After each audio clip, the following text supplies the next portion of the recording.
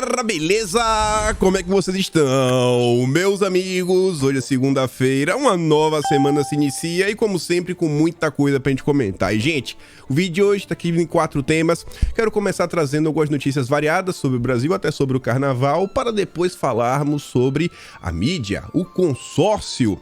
Soltaram algumas notas interessantes e a Gleisi Hoffmann veio a público colocar o dedo na cara tanto da Folha de São Paulo quanto do Estadão. Anda chateada aí pelos últimos editoriais que andam saindo. Por outro lado, a turma da Globo tá passando um pano cada vez maior. Quero mostrar mais um vídeo, depois da Miriam Leitão, apareceu uma jornalista que conseguiu se superar, falando sobre os grandes feitos do desgoverno. Não faltam coisas boas, vocês vão ver. E a Miriam Leitão também escreveu um textinho ontem. Quero comentar sobre isso e mais algumas coisas. Depois, quero falar do Brasil da picanha. A turma da esquerda não tá, assim, 100% alinhada com o que tá acontecendo. No dia de ontem, nos últimos dias, na verdade, algumas coisas aconteceram, alguns embates aí nas redes sociais. Eu separei algumas postagens de alguns perfis que eu sei que acabam por influenciar o debate da turma da picanha. E eu quero mostrar pra vocês alguns questionamentos que eles andam fazendo, algumas coisinhas. Interessante, não quero adiantar muita coisa. Depois eu quero falar com vocês sobre a agenda dos poderosos. Pessoas que muitas vezes nem sabemos quem são, que se encontram, muitas vezes debatem entre si e o governo muitas vezes avança com agendas que no final do dia só prejudica a população. E nesse âmbito tem umas coisinhas ligadas à ESG, à Agenda Verde, algumas coisas que estão acontecendo lá fora, mas que tem total correlação, né? Total relação com a agenda brasileira. Eu quero falar também sobre a Zona Franca de Manaus. Umas coisinhas que veio na minha cabeça. E por fim, não menos importante, talvez o arremate final, as coisas vão se conectar bastante, principalmente assim nos 3 últimos temas. Vamos ter que falar de Bolsonaro. Parece que a direita brasileira precisa bastante dele. E o Dilma vem perdendo espaço nas redes sociais. Os levantamentos aí mostram que, comparado com o período eleitoral até agora, o engajamento dele tá pelo menos aí 2 vezes menor. E tem algumas coisinhas, né? Tem inclusive a inteligência artificial falando sobre Bolsonaro. O que será que Bolsonaro representa? Será um problema? Será uma solução? Será que existe já um viés ideológico nas inteligências artificiais? O assunto é interessante. Tem mais umas coisas extras que eu quero comentar, mas também não vou adiantar nada. E vamos nessa. Aqui rapidinho, só envolvendo o carnaval, 2 momentos. O mesmo grupo de mídia, UOL, picanheiros clássicos, 7 de setembro do ano passado. Torcedor do Flamengo assedia a repórter da ESPN ao vivo. Agora de anteontem. Repórter é surpreendido com beijo na boca ao vivo. Veja como são as coisas, né? Aqui não tem assédio, aqui não tem nada de errado, não tem nenhum problema. Porque eu não sei. E o repórter não demonstrou estar muito feliz com o ocorrido, não, viu? Tava lá, etc. A menina foi pra cima dele, mas você vê o tratamento totalmente diferenciado. Mais um fato, né, que acaba por externar aquele velho... Como é que pode falar de uma forma sem ser muito ofensiva, né? Aquele velho viés da imprensa brasileira. Mas enfim, ainda sobre o carnaval, só pra vocês ficarem um pouco, né, chateados, um pouco nervosos, pra começar o dia assim meio nervoso. No carnaval de 2023, Rouanet liberou captação de 32,4 milhões para escolas de samba. O amor venceu, gente. O amor venceu, graças a Deus. 32,4 milhões. Prioridade total realmente é ajudar as escolas de samba. Uma notícia que não é nada positiva mesmo, não tem nenhuma ironia, nenhuma piada, nem nada. Peço a vocês, quem for de São Paulo, quem puder ajudar de qualquer forma, né? Possivelmente deve abrir uma temporada de até de doações, etc, tudo mais. Quem puder ajudar, que seja com orações. Tarcísio já se deslocou para o local, o prefeito de São Sebastião também. Chuvas extremamente... Ninguém esperava, choveu muito mais do que eu esperava, de forma bem rápida, e acabou, tivemos lá... Isso, enfim, né? Terra moveu... Confusão. Pessoas já perderam as vidas, várias pessoas estão já isoladas. O negócio está complicado. Estradas estão interditadas. A situação na região de São Sebastião não está bacana mesmo. Inclusive até o governo federal, graças a Deus, também está se movimentando para lá, vai mandar os ministros para lá, deve chegar no dia de hoje, a imprensa deve começar a cobrir. Não sei se no interesse de ajudar as pessoas ou fazer propaganda do governo federal. Mas orem pelas pessoas. A questão lá em São Sebastião não está bacana. Continuando aqui, Se lembra da notícia de ontem? Se lembra da notícia de ontem? Integrantes da Frente Nacional de Luta Campo e Cidade ocupam fazendas do Oeste Paulista durante Carnaval Vermelho. Aí eu falei, pô, isso aqui eu não tava conseguindo encontrar, tava pensando na internet pra saber se realmente aconteceu ou não invasão. Aí no vídeo ontem eu falei, ó, gente, não falem que teve invasão, é fake news. É fake news. Não tem mais invasão no campo. Agora é ocupação. Ah, mas ocupação e invasão não são a mesma coisa? Lógico que não. Um é do bem, a outra é do mal. Você vê como é a Globo. Abraçou realmente a pauta e colocou no colo. Só que, para minha surpresa, e talvez para a surpresa da Gleisi Hoffmann também, a Folha de São Paulo também noticiou o ocorrido. Mas só noticiou ontem, no meio da tarde, às 3h40 da tarde. Grupo de sem terra deflagra Carnaval Vermelho e invade fazendas no Oeste Paulista. Chegamos no ponto que a Folha de São Paulo chama invasão de invasão, mas a turma da Globo chama invasão de ocupação. Por quê? Por que será? Por que será, né? Por quê? Eu não sei. O que eu sei é que a Gleisi Hoffmann ontem fez 2 tweets. Tava braba. Derrotadas pela história e pelas urnas, foram as ideias ultrapassadas que a Folha defende em editorial, as mesmas implantadas pelo golpe e aprofundadas por Bolsonaro Guedes. Trouxeram atraso, pobreza, fome, desemprego e dependência, que cheiro de mofo. E depois ela fala assim, ó, visão reacionária e antipetista dos editoriais do Estadão, que transbordou para a reportagem sem ouvir o PT não altera a realidade. Dilma, vítima de golpe. Dilma, condenado por juiz parcial e preso ilegalmente. PT sobreviveu à difamação. Vencemos e governamos com a frente. Goste ou não. Estado de São Paulo, né? SP, deve ser. Você vê como são as coisas. Vocês acham que avançando a regulamentação da mídia vai ser só para a direita? Lembrem que antes de existir a direita conservadora, porque a direita na cabeça dessa gente é o PSDB. Antes de existir os conservadores, essa turma já queria regulamentar a mídia. Quando não tinha rede social, não tinha nada, que eles já dominavam basicamente tudo, ainda assim, eles queriam regulamentar. Porque naquela época a Globo era golpista. Agora não. Agora a Globo é a parceira. É quase uma assessoria de comunicação extraoficial. Aí você vê como são as coisas, né? Mostrando assim um pouco da imprensa brasileira. A UOL vem tentando, né, trabalhar muito empenho, muita dedicação, para quem sabe ocupar o lugar, porque na política não tem vácuo. Não existe vácuo na política. Então, no momento que a Folha de São Paulo e o Estadão deixam de brilhar, deixam de ser úteis, depois de toda a campanha que ambos os veículos fizeram durante 4 anos e intensificaram durante o período eleitoral, fazendo L adoidado, mesmo fazendo tudo que eles fizeram, agora não são mais úteis. O UOL não quer perder tempo, quer ocupar esse espaço. Coronel bolsonarista deu 12 tiros em ação que tirou a vida do piloto de uma facção lá, começa com P e termina com C, em Goiás. Essa é a manchete. Aí você vai ler o segundo parágrafo, é assim, ó. Segundo a PM de Goiás, agentes do COD, Comando de Operações de Divisas, unidade de elite da corporação foram checar denúncias sobre movimentação estranha de helicópteros em uma propriedade rural, mas acabaram recebidos a tiros. Revidaram e aí tiraram a vida do tiro. Ah, foi um revide. Não é bacana você receber policiais na bala. Não é bacana, né? Você pode ter um revide. O que eu acho assim engraçado é o seguinte.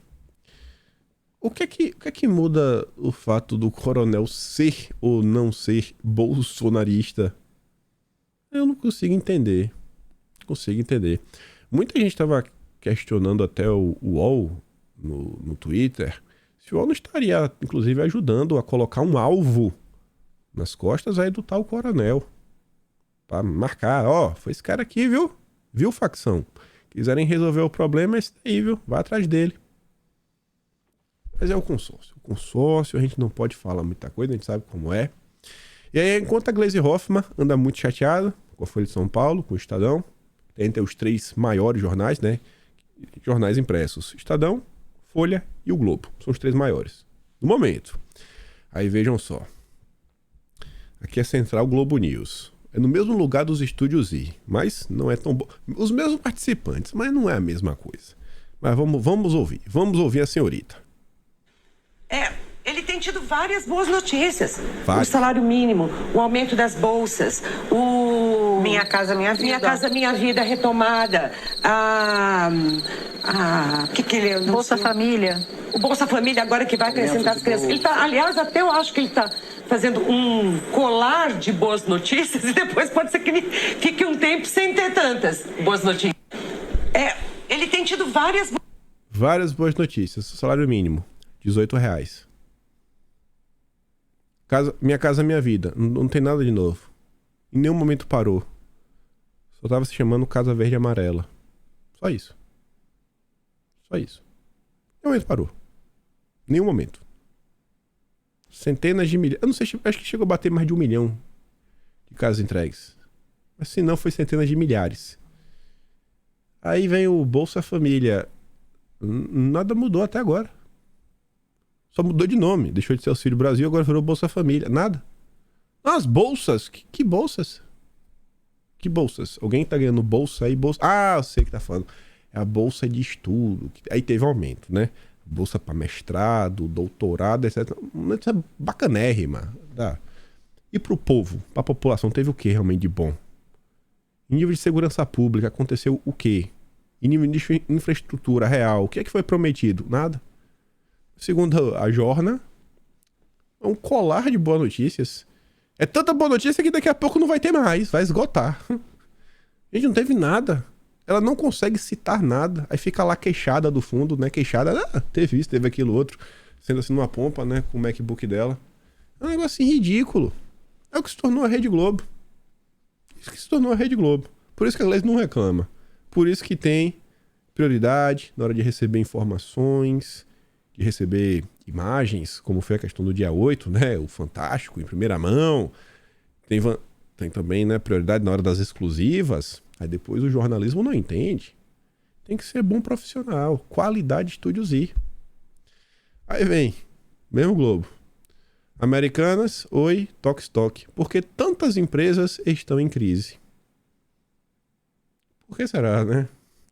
Bom, se isso aqui fosse a... Hoje é dia 20. Hoje 51. Se fosse há 52 dias atrás... Por quê? Teremos a resposta, por causa de Bolsonaro. Há 52 dias atrás, o problema seria Bolsonaro. Mas agora, como não tem como culpar Bolsonaro, é algum outro problema. Só não é Bolsonaro nesse primeiro momento, né? Ainda. Precisamos investigar mais. Talvez a culpa seja de Bolsonaro. Mas, segundo a jornalista do Globo News, não. O Brasil é um colar de boas notícias. Colar de boas notícias para todos os lados. Aqui é uma notícia que saiu na sexta-feira. A turma da XP fez o L. Fez o L com força, viu? Ali na bolsa. Caíram aí meio que 19%, né? No momento do print. Um perfil chamado Brasinha trouxe a notícia do site da XP, relembrando que eles fizeram um evento em 2022 com a GK. Veja como inovar seus negócios. Parece que a inovação não deu muito certo. Que pena, né? E aí, veja.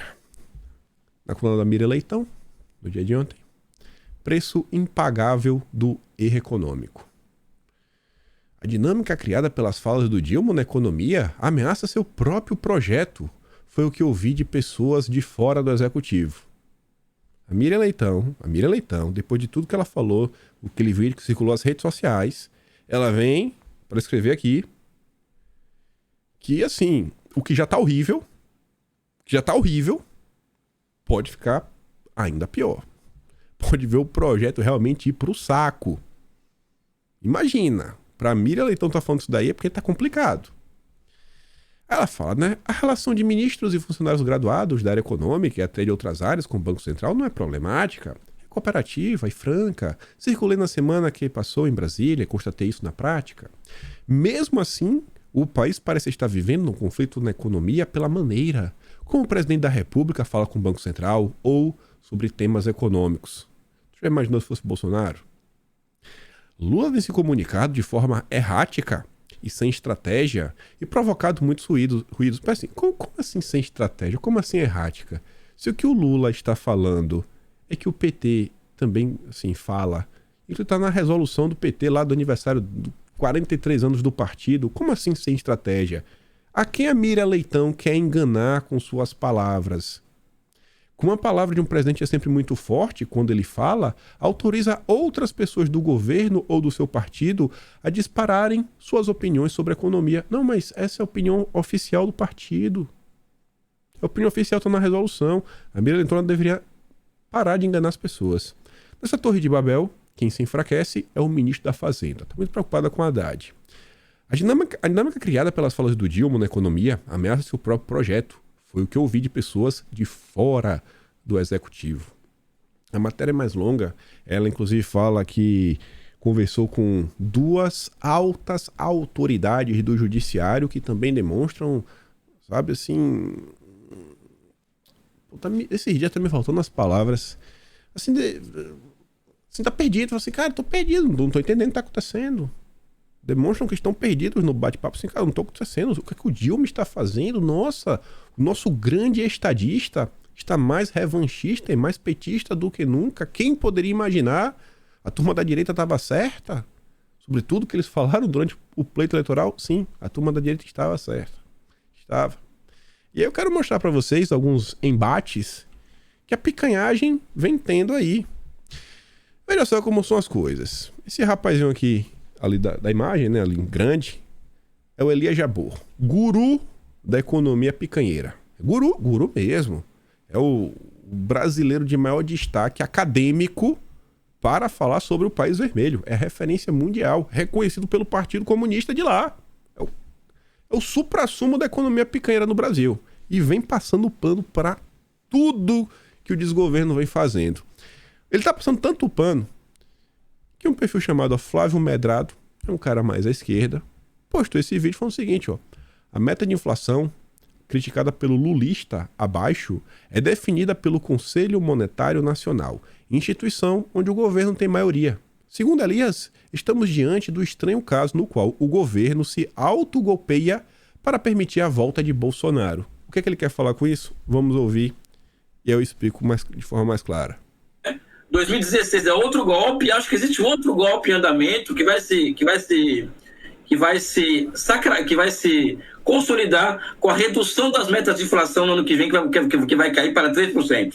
Ou seja, se cair para 3%, vai viabilizar o governo Lula até o final, ou seja, vai abrir as condições para que Bolsonaro volte, ou o bolsonarismo volte nas próximas eleições, né? Então, acho que existe uma terceira onda, uma rodada de um golpe que começa com a eleição, aliás, com a eleição do Collor, né? Mas depois com o plano real, eu posso explicar para vocês depois.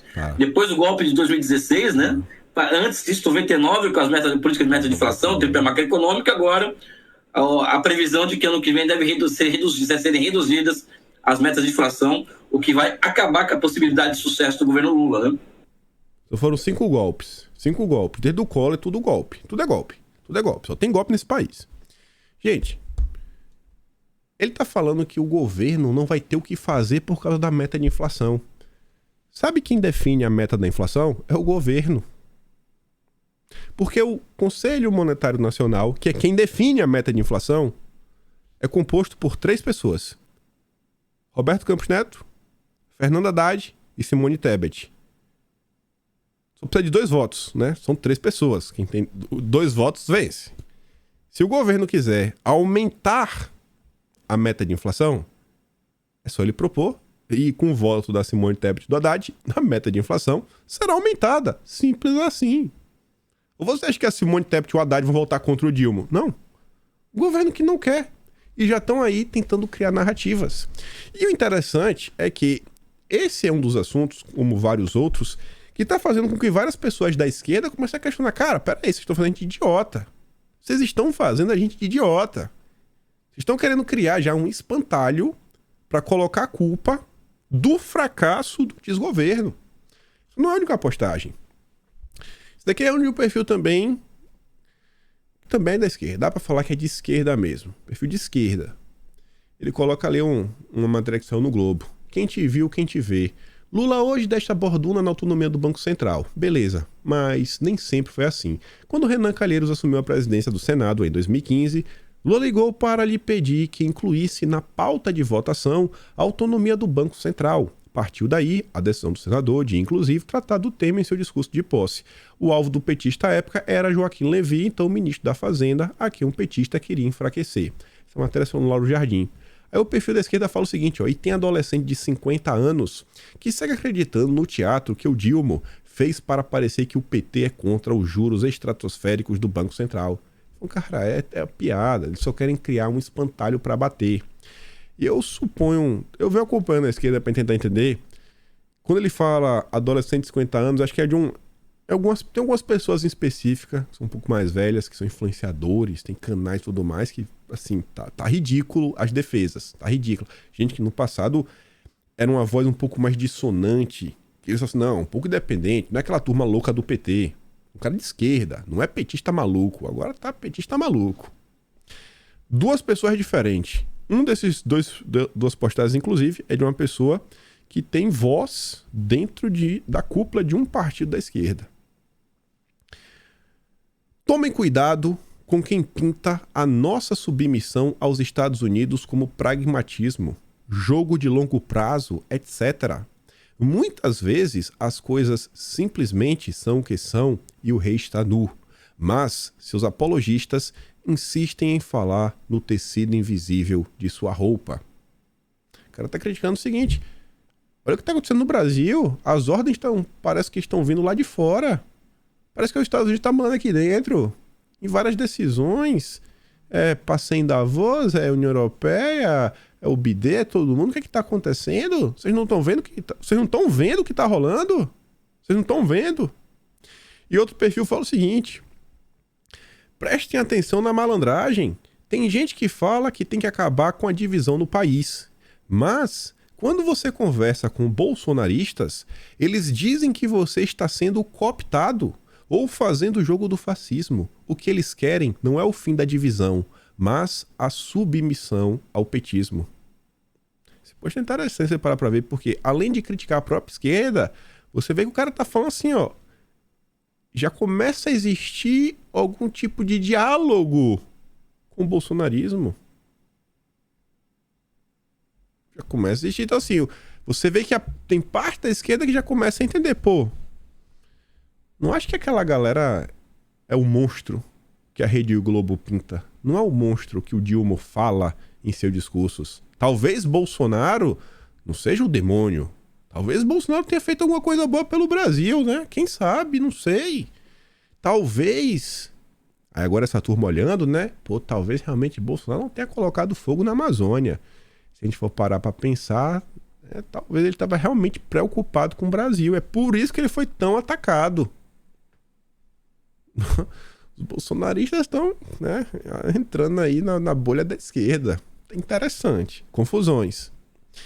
Aí você vê sobre essas questões internacionais. Essa é a típica matéria que gera treta na esquerda. Se vocês acompanharem, você vê, é treta o tempo todo. A turma que fica assim na direita, não, você para de dividir a direita.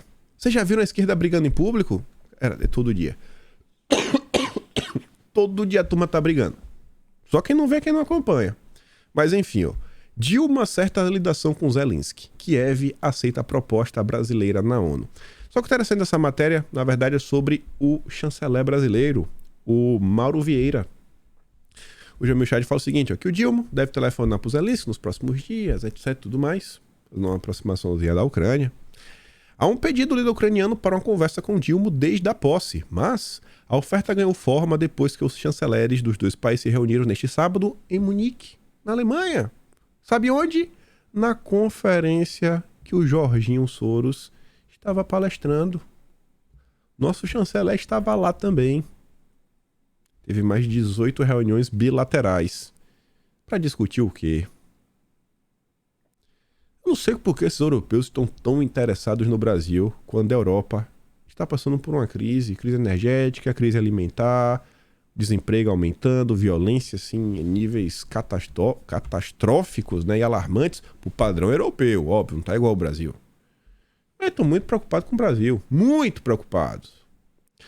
Em Munique, durante a principal conferência de segurança no mundo, Mauro Vieira manteve mais de uma dezena de reuniões bilaterais.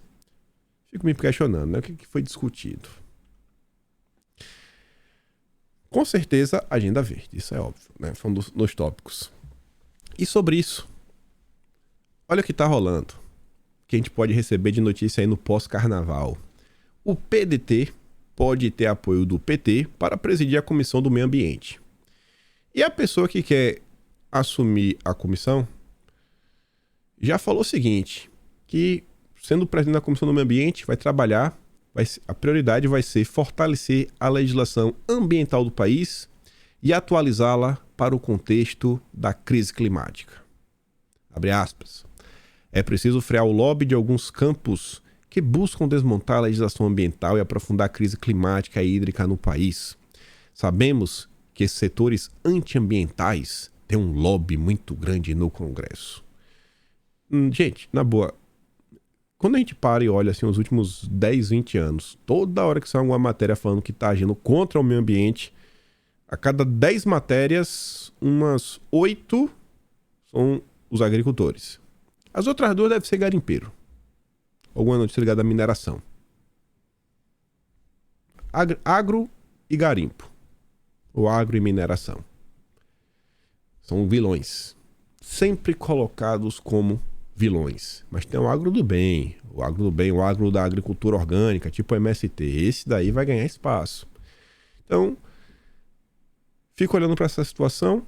Uma pauta que cada vez mais vem colocando controle, vem colocando freios, vem colocando empecilhos para o desenvolvimento da economia brasileira, não só do Brasil como do mundo, mas isso aqui a gente está falando de Brasil, e a turma quer avançar a todo custo contra alguns setores, dentre os quais tem um, que é o agronegócio, que é um dos maiores responsáveis, né, pela economia brasileira. E aí no âmbito do meio ambiente ainda, o Dilma nomeia ex-chanceler de Dilma para ser o embaixador do clima. Esse cargo nem existia. Esse cargo tinha sido extinto há 13 anos e foi criado, ó, embaixador extraordinário para a mudança do clima. Eu fiquei triste de ver uma coisa. A catástrofe que está tendo em São Paulo, já tinha gente subindo em cima da catástrofe para tentar avançar com a agenda verde, falando de mudança climática, disso, daquilo, outro. Assim, enfim, vou nem comentar mais. Aí o Luiz Alberto Figueiredo Machado, novo embaixador, ele trabalhou para Dilma. Ele vai coordenar as propostas de candidaturas do Brasil para sediar a 30ª COP, né? COP 30, em 2025. Querem que seja lá em Belém do Pará. E sobre ainda a agenda verde, falando de Brasil mesmo, falam tanto de crédito de carbono. Amazônia, as florestas brasileiras, os campos. E se eu te falar que a Amazônia não tem crédito para vender? Que vão colocar crédito de carbono no Brasil, vai ganhar R$1. Bom, não é o que eu vou falar, né? Pelo menos é o que o Cândido Bracher deixa entender. O Bracher é da turma lá do Itaú, etc, tudo mais, que fizeram aquelas festas no período da campanha, né? Brother da Simone Tebet, toda essa turma aí, nossa, todo mundo junto, Marina Silva, vixi. Mostra, se você pesquisar a turma dos Moreira Salles, turma dos Bracher e Marina Silva, se você olhar de matérias de 2018 para trás nos sites da esquerda, você vai ficar surpreso, você vai ficar de boca aberta com o que a esquerda falava dessa galera. Mas agora os tempos são outros. As tragédias que rondam o principal produto verde do Brasil. Já sentiu o título, né? As tragédias, o principal produto, já perdemos. As últimas semanas foram ricas em notícias relacionadas, direta e indiretamente, ao combate ao aquecimento global. Pode-se discutir se o saldo final é positivo ou não para o mundo, mas não tenho dúvidas que é muito negativo para o Brasil. No caso do aquecimento global, o pasto é a atmosfera. Os carneiros são os gases do efeito estufa, resultantes principalmente da queima de combustíveis fósseis. Como a atmosfera é um bem comum, foi ocupada indiscriminadamente, sem que ninguém pagasse nada por isso. Já botou a palavrinha mágica. Pagasse. Pagar, dinheiro. Agora está perto da exaustão e é preciso reduzir a zero as emissões até 2050, sob pena de provocar um nível de aquecimento que comprometa gravemente as condições de vida. A solução intuitiva e óbvia é estabelecer uma governança que regule o direito à emissão de gases. Olha, o direito é emitir. E a forma mais simples é implementá-la através de um preço global de tonelada por gases de efeito estufa, de modo a desestimular os processos emissores e encorajar o desenvolvimento de tecnologias alternativas e mudança de hábitos. Gente, quando foi que na história do planeta alguma coisa avançou porque você colocou mais empecilhos e mais controle? Isso nunca ajudou em nada. As grandes mudanças do mundo foram por quê? Porque foram baratas. Foram baratas ou porque eram extremamente úteis. É assim que as coisas são. Quando você cria alguma coisa que é extremamente útil para a população e que vai mudar a vida delas, ou que elas vão economizar dinheiro, as pessoas vão adotar. As pessoas vão adotar. É simples assim. O mundo funciona assim desde sempre. O cara quer inverter a ordem. A União Europeia tem liderado esse processo no mundo através do sistema de Cap and Trade, recentemente aperfeiçoado com um imposto de importação baseado no conteúdo das emissões de cada produto, o Carbon Border Tax. Eu gostaria de encerrar essa coluna num tom positivo da frase acima. Essa matéria é mais longa. Vou trazer só para você entender o raciocínio dele. A falta de uma governança global, que é o que o Dilma prometeu, né? O Dilma quer criar uma governança global sobre o clima, e o cara está reclamando que a gente não tem uma. Ou seja, a falta dessa governança que o Dilma quer criar para estabelecer um preço que onere as emissões dos gases, traz como contrapartida provável a ausência de remuneração para a captura. Se não tem quem regule o preço, também não vai ser difícil ter uma remuneração para a captura. Quem que vai receber? Os donos das grandes terras, né? Ou quem sabe os governos. Mas como é que o governo vai aplicar os créditos de carbono que eles ganham, né? O governo sabe administrar muito bem recursos. Esses recursos seriam fundamentais para financiar a preservação de nossas florestas.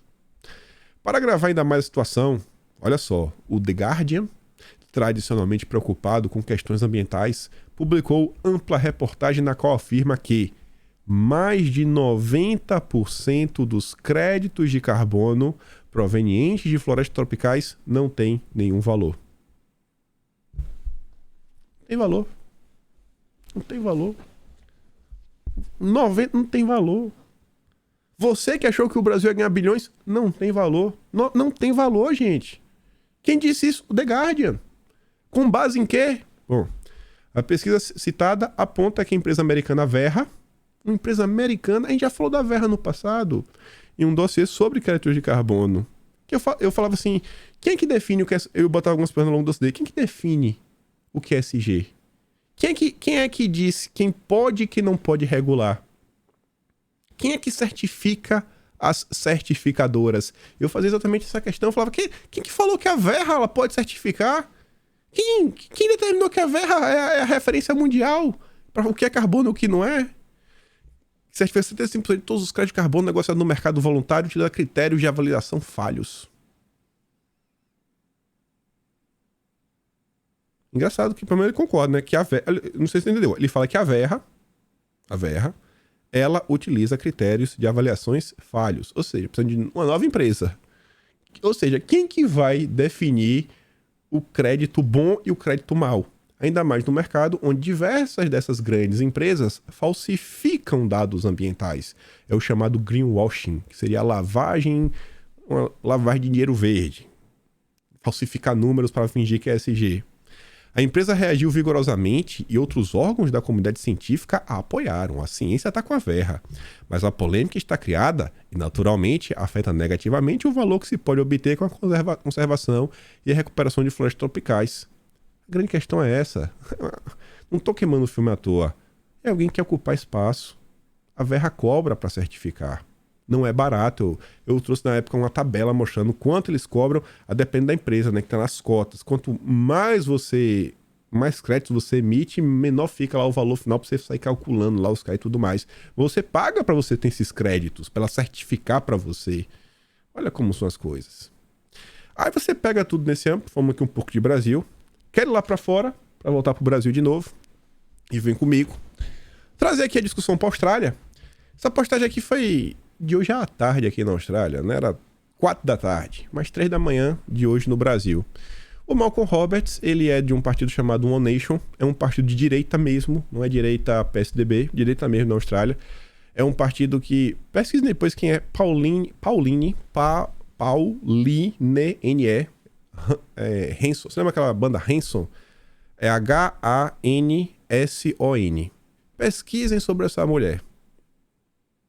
E vocês vão ver que só vai aparecer notícia negativa, como se ela fosse a pior pessoa do mundo, autoritária, preconceituosa, basicamente um Bolsonaro de saias. Ela é bem, não é a mesma coisa, mas é bem similar. Você vê, e ela tem sempre alguns comportamentos bem contundentes a favor da população da Austrália. Mas o pessoal aqui, né, a grande mídia odeia ela, isso de, nossa, inúmeros anos.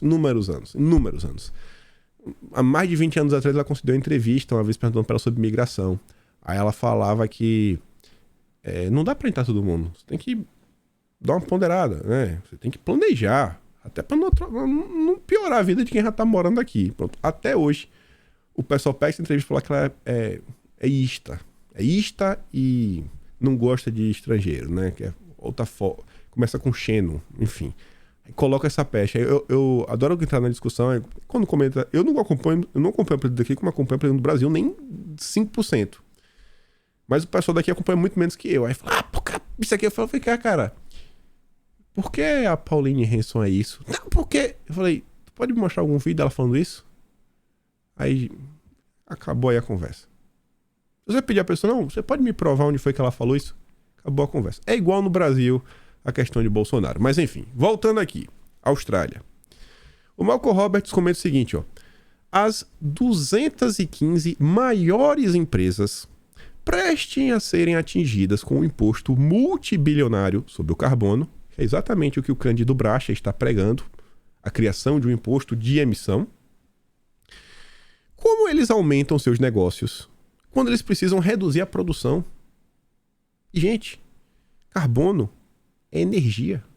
Tem que reduzir 5% ao ano. Tem que reduzir o seu uso de energia. Como é que você pode aumentar sem gastar mais energia? Vai resolver como? Resposta: compre bilhões de dólares em créditos de carbonos duvidosos. Será que ele está falando da Verra? E repasse os custos aos consumidores. Eu duvido que o Malcolm Roberts leu o Cândido Bracha, mas você vê que é uma discussão que está no mundo. E o Cândido Bracha está tentando importar ela para o Brasil. Não tem ninguém besta. Aí a matéria que ele traz da ABC, que é bem enviesada sempre para a esquerda aqui na Austrália, ele fala o seguinte, ó, a BlueScope Steel, que é uma empresa de uma siderúrgica, defendeu um investimento de $1 bilhão em uma siderurgia baseada em carbono, ao mesmo tempo em que alardeou contra as mudanças na lei de emissão de carbono. E essa empresa disse que essas mudanças poderiam prejudicar as capacidades, eu adorei essa palavra, soberanas de siderurgia da Austrália. A maior siderúrgica da Austrália disse aos acionistas que as mudanças propostas pelo governo federal para o mecanismo de salvaguarda podem ter um impacto significativo em seus negócios. De acordo com as mudanças propostas, os maiores emissores da Austrália, incluindo a BlueScope, serão forçados a reduzir suas emissões em 5% ao ano até 2030. A BlueScope comprometeu até $1 bilhão para revestir um alto forno desativado em Port Kembla, onde seu atual forno será desativado. O projeto é o maior gasto de capital da história da empresa e espera-se que a BlueScope continue a produzir aço usando carvão de coque por pelo menos as próximas 2 décadas. E o CEO e diretor administrativo da BlueScope disse que a empresa estava consultando o governo sobre o mecanismo que impactaria a viabilidade da produção de aço na Austrália. Estamos trabalhando de forma encorajadora com o governo sobre o que achamos necessário para manter a capacidade soberana. Aí você vê. Se a gente não vive num estado... A Austrália não é um estado comunista que o governo constrói tudo. Diz que a iniciativa privada tem que construir as coisas. A galera quer investir $1 bilhão numa empresa. Fazer um mega forno. Vai gerar milhares de empregos. E aí a Austrália não vai pegar a commodity bruta, o ferro bruto, e logo embora. Não. Vai transformar em aço. Tem um valor agregado. Ganha um pouquinho a mais. Ganha um pouco a mais. Não depende de outros locais. Pode usar o aço aqui mesmo. Tem algumas vantagens. Por quê? Porque a Austrália produz minério adoidado. Então você já tira essa vantagem, você pega a commodity nacional, transforma. Então assim, é todo um processo junto e não. A Austrália não pode. A Austrália não pode manufaturar, basicamente isso. Ela tá sendo delegada assim, você só vai produzir a commodity. Você só minera. Deixa que, quem sabe lá os comunas fazem isso. Gente, vocês acham que alguma dessas leis que podem destruir a economia serão seguidas pela Alemanha? Pode seguir pela França, Itália, esses bocó da Europa. Você acha que a Alemanha vai seguir uma porcaria dessa? Você acha que os Estados Unidos vai seguir uma porcaria dessa?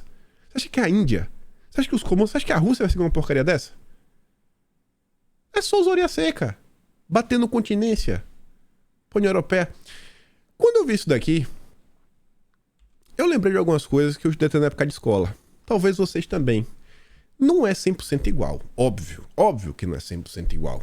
Mas vê se não dá pra encaixar um pouquinho. E você vê que o tempo passa, o tempo voa e o ser humano continua fazendo as mesmas maldades. Em 1785, a corte portuguesa tinha proibido o Brasil de manufaturar, que seria uma ameaça para a metrópole. O Brasil tinha que aproveitar as riquezas da terra. Não é bem similar ao que está acontecendo com a Austrália? Não, não pode não. Esse negócio aí não, tem que reduzir, viu? Não pode manufaturar. Em 1806, outra coisa que vários devem ter estudado, o bloqueio continental, onde o Napoleão falou, ó, ninguém vai comprar da Inglaterra não, viu? Na época é questão política. Mas quando você olha, inclusive a due diligence que eu coloquei aqui embaixo, tem a ver com o bloqueio continental. A galera vem com discursinho que não, vamos salvar o planeta, vamos fazer isso, vamos fazer aquilo outro. No final do dia, o que eles querem é proteger o mercado deles. É manter países de joelho enquanto outros países dão risada. Eles querem manter as relações da forma que estão. Vocês acham que eles querem ver a economia brasileira crescendo? Vocês acham que essa turma está interessada em ver o agronegócio brasileiro cada vez mais competitivo? Dando a rasteira nos produtores franceses? Eles não querem. É isso que está rolando. A due diligence é aquele papinho que não, a gente só vai comprar no Brasil se provar que as mercadorias não são de regiões desmatadas, mas já falei, não é o desmatamento ilegal. Não é. Se você está produzindo, por exemplo, em alguma terra na Amazônia, que você comprou agora em janeiro de 2023, e você está seguindo todas as regras, conservando 80%, você não pode vender. Não pode. Eles não compram nada que vem da Amazônia. Eu acho que a data final para considerar que a terra você pode explorar é de antes de 2020. Seria antes de 31 de dezembro de 2020, né? Para trás. Ou seja, não pode ser de 2021. De 2021 para frente já não serve mais. Eu acho que é essa data. Tá entendendo? Se não for 2021 ou 2022, não importa, assim, isso trava que os estados da região norte do Brasil, os estados que compõem a Amazônia, possam continuar vendendo. A turma da PIB, a ONG, ainda foi levar para tentar pegar do diligence e incluir o Cerrado. Vocês estão entendendo o que está acontecendo? Então, assim, no final do dia, é uma proibição de manufatura, é um bloqueio continental, é sempre uma maneira de querer travar as coisas. Não vai resolver. Ainda mais quando a gente sabe que vai ter um monte de gente que não vai cumprir. Aí veja como são as coisas. Não sou especialista nisso daqui. Eu fiquei questionando. Tem uma coisa que chamou minha atenção, porque foi o Marcelo Ramos. Eu não suporto aquele cara. Parece que... Já comeu banana amassada? Quando tu pega assim um garfo e vai amassando. Parece que a mãe do Marcelo Ramos brincou que a cara dele era banana amassada, né? Como amassando assim com um garfo. Mas, nossa senhora, era vice-presidente da Câmara na época do Lira. Logo quando o Lira foi eleito, do PSD do Kassab. Aí ganhou até um cargo na Petrobras. Aí ele tava lá comemorando. Tem, do grupo de trabalho, que acho que são 10 ou 12 deputados, 3 é da região norte do país. Eu falei, tá meio desequilibrado, viu? Acho que tá meio desequilibrado. E aí os deputados reclamaram sobre isso. Tá meio desequilibrado o grupo de trabalho da reforma tributária. E o Marcelo Ramos falou, não, tá certo, tem que ser assim. Temos que defender a Zona Franca de Manaus. Aí você vê, ó. Bancada do Amazonas defende Zona Franca de Manaus nas discussões sobre a reforma tributária. Pessoal, eu fui olhar um negócio, viu? A Zona Franca de Manaus, ela foi construída, né? Foi iniciada em 1967. De lá pra cá temos 33 com 23, 56 anos. 56 anos. Eu tenho certeza que a ideia inicial era construir uma zona para levar mão de obra pro lado de lá, levar parte dos brasileiros para levar parte do interesse do Brasil para lá, e com isso a região se desenvolver. E no mesmo passo, eles não levaram só a Zona Franca, não criaram apenas a Zona Franca de Manaus. Tinham vários projetos, Transnordestina, a BR-319, que nunca deixaram construir, Leão-Tucuruí. Então, assim, era uma ideia de integração nacional. Então, beleza, naquele primeiro momento você cria. Você cria, beleza, estão com o barco, etc. Mas uma hora a coisa tem que avançar. Não dá pra ficar com a zona de exclusão o tempo todo. Assim, uma coisa é quando um estado em uma determinada região fala assim, ó, eu vou fazer aqui uma renúncia fiscal. Beleza, tu que fez, tu te vira, é o teu estado, você que banque. Agora, o Brasil inteiro não pode ficar nessa daí o tempo inteiro. Por que não, então por que não cria então uma Zona Franca do Nordeste? O Nordeste não merece? O Centro-Oeste não merece? O Sudeste não merece? Ah, porque São Paulo... Ah, mas por quê, pô? O Amazonas tem total condição de você ter várias rotas de distribuição de logística, inclusive até uma saída pelo Pacífico. Conversa aí com os países, cria uma rota. Mas não, nunca foi criado nada. Eles embargaram tudo. Aí eles falaram, porque se o imposto lá for igual ao do Brasil, o produto não vai ser tão competitivo. Mas lógico. A turma aí da esquerda é totalmente contra uma integração nacional, porque o meio ambiente, porque isso, porque aquilo outro, etc, tudo mais. Eu coloquei ali matéria-prima. Assim como a Austrália, a região da Amazônia é riquíssima em matéria-prima. Riquíssima. É uma região que, se você realmente tivesse tudo integrado, você não precisava nem de imposto para você competir e ter o preço mais barato. Porque além da matéria-prima, foram 56 anos. E, gente, quando você tem um parque industrial, existe um incentivo de cursos técnicos. Existe um incentivo das próprias empresas em criar mão de obra. Se você tem mão de obra, você tem matéria-prima. Por que não desenvolveu? Cadê a integração nacional? Porque no final do dia você está provando a regionalização. Você está botando para todo mundo pagar em prol de uma região. Eu acho que é uma situação bem similar a todas essas questões de impostos, de meio ambiente, isso, daquilo, outro. Quando as reais questões, ninguém coloca na mesa. É ficar andando com a rodinha da bicicleta o tempo inteiro. O tempo inteiro com a rodinha da bicicleta. E as soluções são sempre absurdas. Aí você vê aqui, ó, outro âmbito de soluções absurdas. O elevado consumo de refrigerantes é um dos fatores associados à pandemia de obesidade. Tanto que a OMS criou pela primeira vez um manual com orientações direcionadas aos governos para incentivar o aumento dos impostos para as bebidas açucaradas. Vamos aumentar o imposto, que as pessoas vão beber menos. Não, isso não acontece. Aqui na Austrália existem impostos absurdos sobre o álcool e os cigarros. E as pessoas continuam bebendo, as pessoas continuam fumando, só estão gastando mais. Não é por aí que vai resolver, é sempre assim. Não, vamos aumentar os gastos, vamos criar um novo imposto, vamos tirar mais dinheiro da população. Querem resolver tudo dessa forma o tempo todo. Aí a gente vê, a gente tá falando, ó, um organismo multilateral. Discussão de reforma tributária são decisões, né, aí são governamentais. E aqui é o setor privado. Então foi terceiro setor, governos e o setor privado. Sai essa nota aqui do Washington Post. Olha como parece até o Brasil. Olha como parece até a questão do Banco Central, a treta do momento. Uma indicação de Bolsonaro, aqui no caso a indicação do Trump. Criticado por posturas climáticas, o presidente do Banco Central vai renunciar. O David Malpass, ele anunciou planos de renunciar na quarta-feira, encerrando seu quarto ano em meio a críticas da secretária do Tesouro, a Yellen, e do conselheiro climático da Casa Branca, o John Kerry. Por quê? Sobre o nível de comprometimento dele em desacelerar as mudanças climáticas. A turma não está satisfeita com o que ele está fazendo para combater, né, o clima. Malpass, nomeado pelo Trump, buscava aumentar... Olha qual era a preocupação dele. Crescimento econômico, aliviar a pobreza, melhorar os padrões de vida e reduzir o peso da dívida do governo. É um malvadão. De acordo com um comunicado divulgado pelo banco. Mas o banco... E olha só, o pessoal critica ele, mas na gestão desse cara, o Banco Mundial mais do que dobrou seu financiamento climático para nações em desenvolvimento para um recorde de 32 bilhões no ano passado. Falhou em financiar projetos relacionados ao clima na medida que o BID esperava.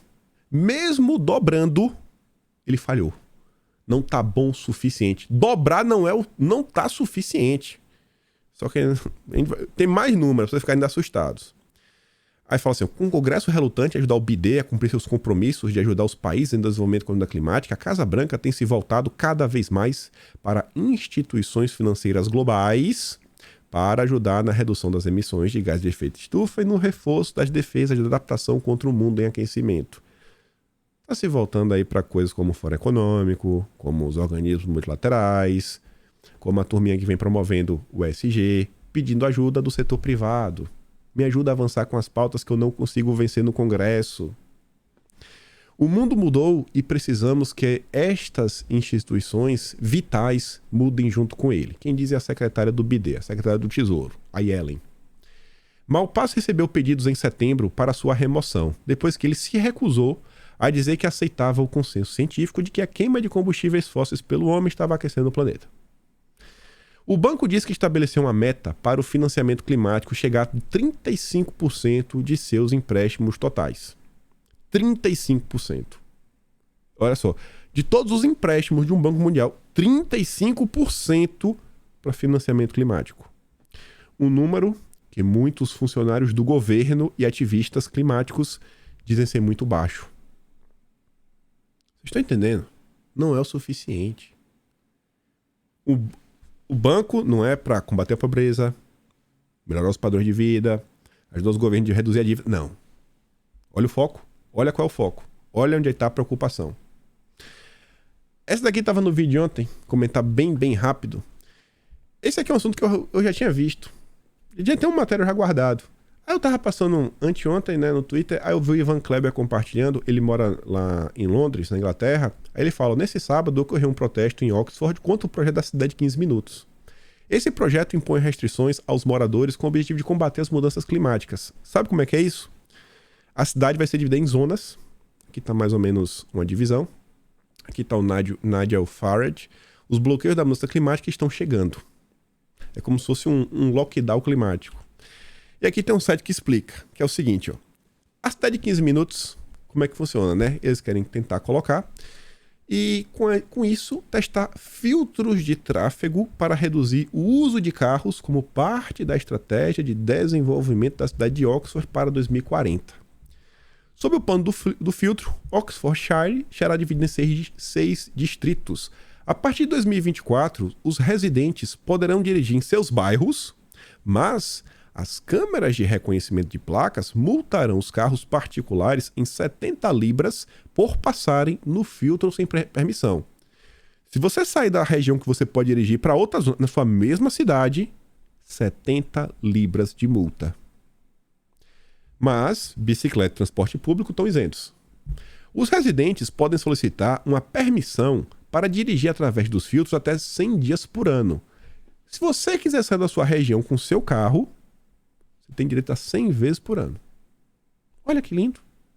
E os residentes fora das zonas podem se dar uma permissão até 25 vezes por ano. Ou seja, você quer ir naquela cidade, etc., você pode pedir uma solicitação 25 vezes por ano. Você não mora na região, mas você precisa ir lá em Oxford resolver alguma coisa de carro.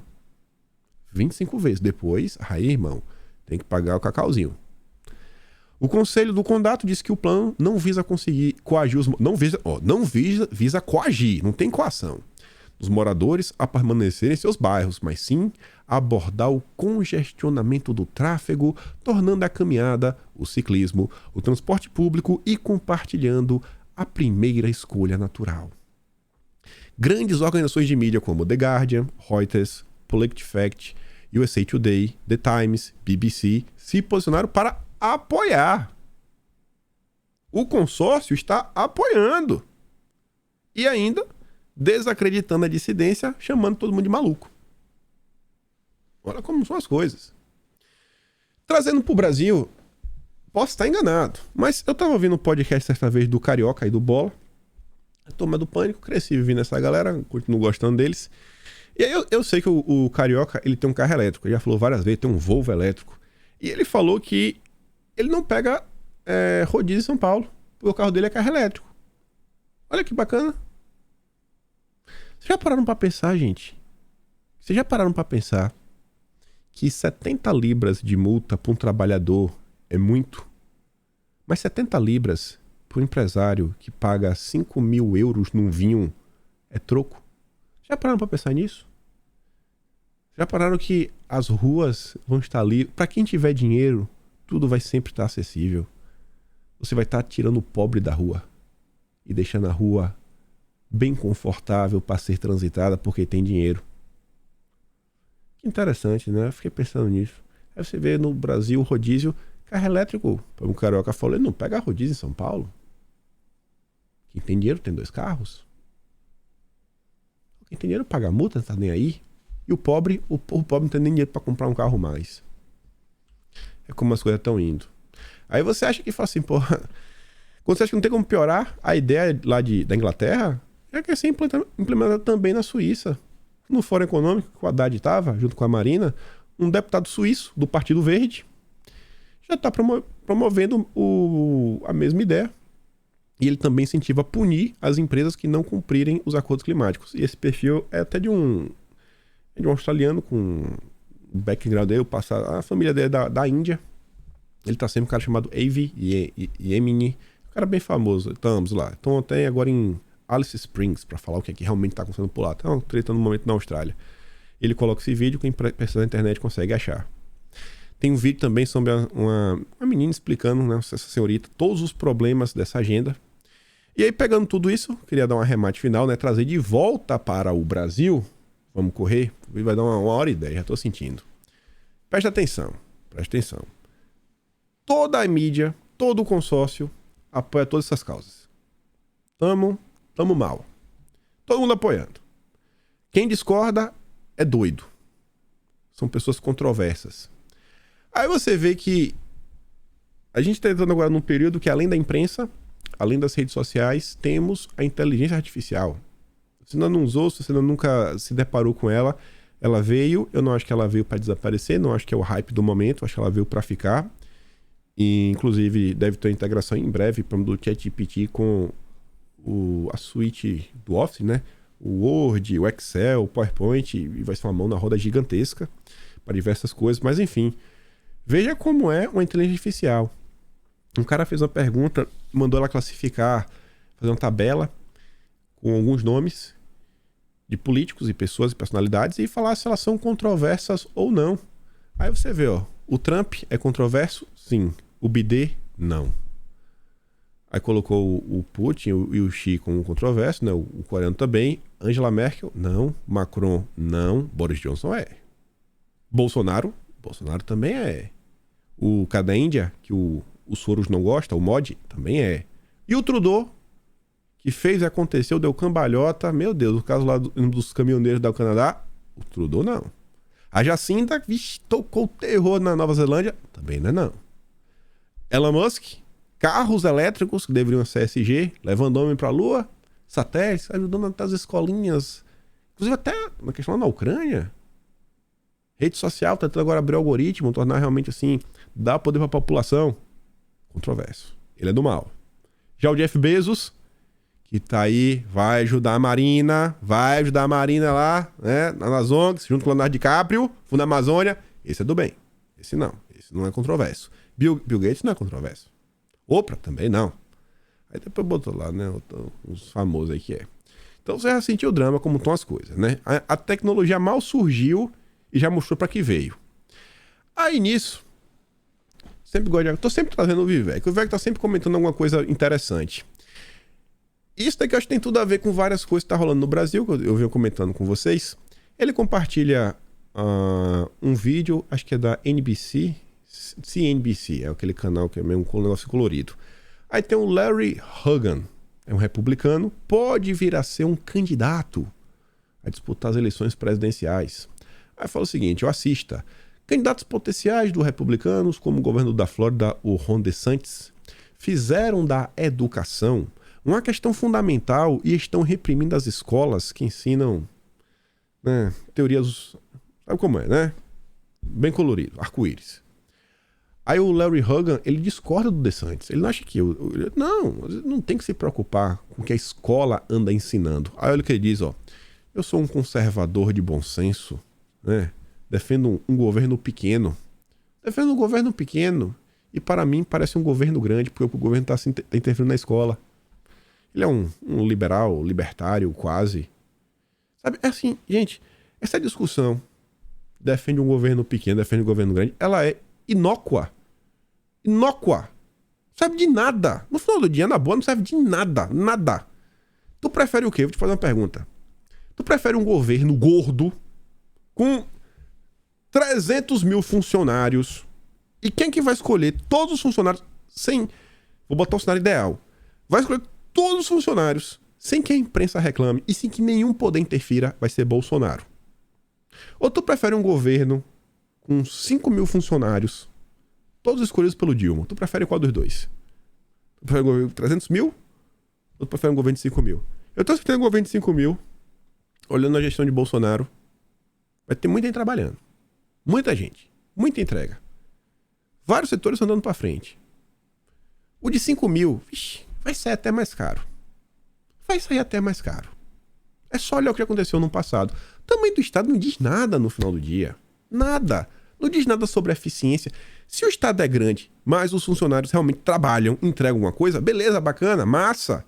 Mas só ficar nesse papinho, gente, já foi. A discussão não é mais essa. Ainda tem gente que vai, que é candidato, não, eu defendo isso, defendo aquilo outro. Aí o velho que fala o seguinte, ó, é doloroso assistir os republicanos recitarem slogans cansados que memorizaram na década de 80. O que tornava o Reagan legal era que ele enfrentava as ortodoxias de seu tempo sem medo. Igual a Bolsonaro. O que era coisa do tempo... O Bolsonaro estava lá. O tempo dele, desde deputado até agora, nada passou que ele não se intrometeu e não marcou posição. Muitas vezes foi criticado e depois mostrou que estava certo. Infelizmente, seus discípulos hoje pensam que o honram repetindo o que ele disse, em vez de pensar de forma independente. Pronto, tá descrevendo até parte dos brasileiros, né? Muita gente aí fica na cola de Bolsonaro, tentando ser Bolsonaro. Nunca serão. Nunca serão. Tem que readaptar o discurso, tem que ver o que está acontecendo. Aí eu quero voltar no texto da Miriam Leitão. No texto da Miriam Leitão, tinha um parágrafo, né, que falava o seguinte: ouvi de duas autoridades do judiciário dessa semana que não entendem a briga do Dilma com o Banco Central. Ouvi o mesmo dentro do Executivo. É errada a ideia de que a autonomia do Banco Central é de direita. Foi o trabalhista Tony Black que propôs. A Margaret Thatcher era contra. No Chile, o Banco Central Independente se consolidou na administração do Concertation. O BD reconduziu Jerome Powell, que era presidente do Fed, indicado pelo Trump. Gente, eu já falei isso 1000 vezes. Pra mim não tem nada. Independente não muda nada. A questão é a seguinte: o Banco Central, ele trabalha pro Brasil? Ele trabalha para entregar um país melhor? Sim, não, beleza. Esse que é o ponto. Onde é que a gente quer chegar? Tanto que você vê o seguinte, ó. Banco Central independente ou não. A lua de mel do mercado financeiro com o Haddad está crescendo no cargo, ouvindo as pessoas certas. Beleza. O problema é que as pessoas certas para um banqueiro não são as pessoas certas para os petistas. Eu também não acho que as pessoas certas pro povão, né? Nessa treta aí, banqueiros, petistas e o povo, eu acho que então, o mais prejudicado é o povo. O Haddad tá caindo... O Haddad tá no lado de mel porque ele escuta as pessoas certas.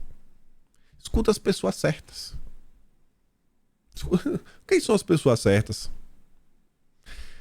O mesmo banqueiro fez uma autocrítica em relação ao caso das Americanas. Diz que várias instituições deram crédito maior à empresa do que permitiam seus limites internos por causa da confiança e do peso emprestavam ao trio de controladores, Jorge Paulo Lemann, Beto Sucupira e Marcel Teles, e que o caso deveria servir de um aprendizado aos bancos. Então, para mim, o mercado do Banco Central não é sobre ser dependente ou ser autônomo ou ser isso ou qualquer coisa que seja. Serve ao Brasil, serve aos interesses nacionais ou não. De qual lado o Banco Central está? É esse que é o grande ponto. O cara que tá fazendo o quê? Tá bom, tá ruim? O Vivek, ele volta e fala o seguinte, ó. Fé, patriotismo, trabalho duro e família estão em declínio. Isso deixa um vácuo moral. Quando não tem fé, não tem família, fica um vácuo. Aí vem climatismo, né? A religião do clima, a religião do Atila Marindo, woke, né? Ideologia de gênero. Vai preenchendo esse vácuo. Vai preenchendo o vácuo. Aí vamos ver escola no Brasil. Jesus era um vagabundo. Professor denunciado por conteúdo de aula no Ceará. Escreveu no quadro. Jesus era um vagabundo e idiota. É o que tem nas nossas escolas. Ele diz, ó, precisamos preencher esses vazios com a verdade. Aí vamos olhar os vazios, mais escola. O Estadão, parece que foi com medo da Gleisi Hoffmann, no editorial de hoje fala: nova geração em defesa da terra. O Estadão noticiou que a preocupação ambiental ganha força em escolas e universidades do país. Sem dúvida, as mudanças climáticas exigem da educação um protagonismo cada vez maior na conscientização de crianças e jovens acerca dos riscos ambientais e das respostas que a humanidade haverá de dar para preservar o planeta. Olha qual é a preocupação. Não é a criança aprender a ter educação, a saber lidar em sociedade, a conseguir um emprego, porque, gente, nada melhor para a criança conseguir salvar o planeta do que ela ter dinheiro, ela ser rica. Aí ela pega toda a fortuna dela e sai comprando painel solar para botar na casa dos outros. Ela tem que ser um bom profissional, que consiga produzir. Quem sabe essa criança desenvolva uma tecnologia que ajude. Não é isso que vai salvar. Não é você ficar falando que a criança ela tem que salvar. Não, ensine ela a ser independente, a ser um bom ser humano. As transformações em curso demandam o abandono de hábitos e comportamentos. Tipo comer carne vermelha. Em entrevista ao Estadão, o meteorologista Carlos Nobre defendeu que o conceito de sustentabilidade seja ensinado em sala de aula desde o ensino fundamental, não como um conteúdo trivial, mas de maneira a despertar nos mais jovens uma mudança radical de percepção, a ponto de que a sustentabilidade passa a ser encarada verdadeiramente como objetivo de cada indivíduo na sociedade. Por que não ensina o cara a ser independente, a produzir, a ser útil? Ele vai ganhar muito dinheiro. Ele vai comprar um carro elétrico e vai resolver os problemas. Está resolvido. E vai empregar um monte de gente. E vai poder pagar muito bem para os seus funcionários também poderem comprar carros elétricos. Primeiro cientista brasileiro eleito na Academia Britânica da Royal Society. Essa Royal Society é extremamente complicada. Ele toca outro ponto essencial: a formação de professores. As crianças não sabem ler, escrever, fazer conta de matemática, mas quer salvar o planeta.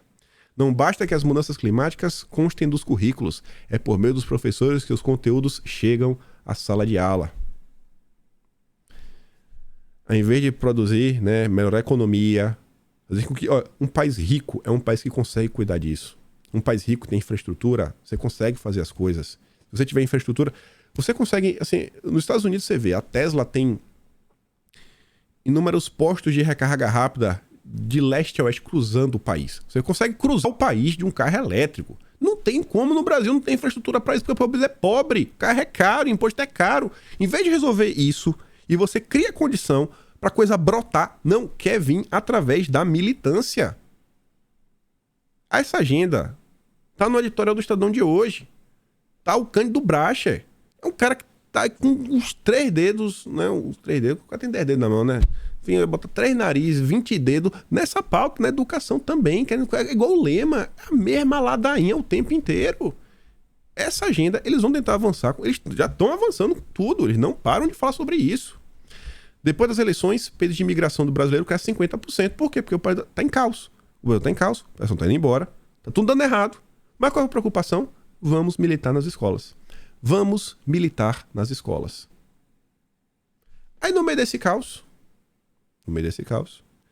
eu acho que ele tem que começar a ampliar um pouco, o debate. Eu vejo que o debate da direita meio que anda desaparecendo, tá meio fraco. Eu sempre falava, pessoal meio monotemático. Eu falei várias vezes, gente. No dia que falarem que não pode mais falar do judiciário, tem gente que não fala mais nada, vai desaparecer. Não é que não fala mais, porque agora não tem mais notícia. Não sai mais tantas notícias. O judiciário deu uma acalmada. Tinha gente que vivia de só falar do judiciário. Tinha gente que vivia só de falar do judiciário. Não sabia falar de nada mais. Sem Bolsonaro, oposição enfrenta dificuldades para se organizar contra o governo. No grupo do PL da Câmara, na semana passada, não houve consenso sobre qual o melhor tom a ser adotado. Você lembra do Vivek ele falando, A turma tá presa, tentando repetir o que o Reagan falava nos anos 80. A turma não sabe. Eu garanto, se Bolsonaro fosse deputado, ele ia saber o que falar. Ele ia falar, ele podia estar errado, mas ele ia falar. Ele ia fazer alguma coisa. Alguns parlamentares se preocupam com a possível imagem de que são contrários à redução de juros. Meu amigo, aprende a falar. Membros da sigla consideram que a ausência de Bolsonaro deixou o PL desorganizado. A ala conservadora tem que ter protagonismo e está faltando isso. Precisamos nos acertar. Perdemos essa primeira oportunidade, sobretudo o debate do Banco Central. A vinda do Bolsonaro também será importante para isso. Meu Deus, coitado do velho. Eu quero que Bolsonaro volte. Mas olhar para um cenário que Bolsonaro meio que precisa voltar, assim, não, mas que ele precisa, não, pelo amor de Deus. Ele devia voltar porque ele quer, não porque precisa. Turma tem que aprender a se organizar, tem que aprender, cara. Vamos lá, galera. Essa imagem aqui, gente, não é pra... Eu não queria... Eu queria estar feliz com ela, mas juro pra vocês que não estou. Tem um perfil no Twitter que ele mapeia o Twitter, né, em termos só de algoritmo. Só assim, ele não coloca a opinião dele, se o perfil é influenciado ou não. Ele fala assim, com base nos números, quantidade de compartilhamentos, likes, comentários, etc., ele mede quão influente um perfil é. Se você for nesse perfil até o, sei lá, dezembro do ano passado, você ia ver inúmeras pessoas de direita.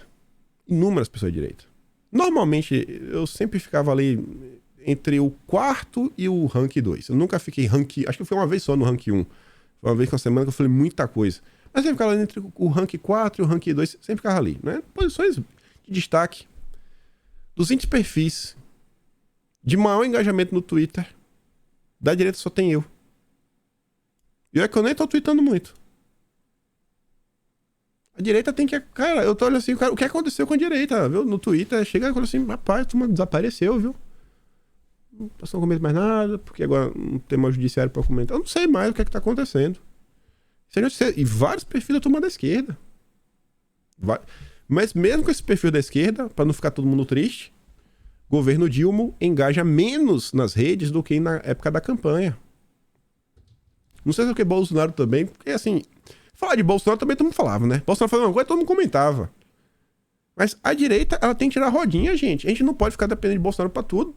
Porque o cara resolveu tirar um tempo, um período sabático pra descansar, etc e tudo mais. Se ele não quiser ser candidato, se ele não quiser ajudar nas eleições de 2024, fala assim, não vou querer ajudar não. Já deu. Já apanhei tanto. Minha saúde não tá bem, não vi minha filha crescer, etc. Se ele não quiser, falar, pronto. Aí vai... Caiu o microfone. Vai ficar tudo dependendo do cara. Que Deus ajude que Bolsonaro esteja disposto realmente vir, tomar pedrada, entrar em campo. Mas, vou te falar, viu? Te falar. Parece que tem hora que se não for Bolsonaro a coisa não anda. Menos mal a turma da esquerda também anda desorganizada e anda brigando. Anda brigando. Mas é isso. Observemos. Que depender de mim, amanhã eu vou estar aqui de novo. Vou estar no Twitter também enchendo o saco. E tô pensando em outras coisas. Garanto pra vocês que em 2023 vamos fazer mais do que já fazemos. Promessa. Já fiz algumas promessas no ano passado. Não, se eu não tô falando delas, não é porque eu tô tentando botar debaixo do tapete. Algumas coisas estão andando, mas não na verdade que eu achava que eu conseguiria dar. Mas algumas coisas vão sair do papel. Prometo pra vocês. Estou indignado com a morosidade de algumas coisas, mas é isso. Se gosta do meu trabalho, passe no canal, tem um botão de valeu, tem um pet na descrição. Acima de tudo, compartilhe esse vídeo. Vou te mandar os vídeos que eu dei play hoje no vídeo lá no Telegram. E é isso, gente. Se der, volta amanhã, vejo vocês. Tamo junto, valeu, beijão. E é isso. Bom carnaval.